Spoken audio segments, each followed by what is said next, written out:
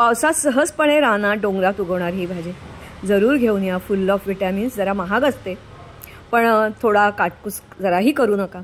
विविध प्रकार हिचे करता येतात. आज आपण अगदी साधं रायतं कसं करायचं ते बघूया. अगदी सोपं करायला. ही भाजी फारशी निवडावी लागत नाही, खुडलेली असते.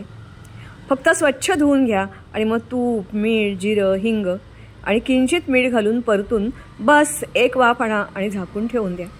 हवा तेवढा पोर्शन हवा तेव्हा वापरा. आज आपण रायत्यासाठी ही भाजी घेतली आहे. ओला नारळ घेतला आहे आणि कांदा जेवढा बारीक चिरता येईल तेवढा चिरून घ्या. त्याच्याबरोबर दही पण घेतलं आहे.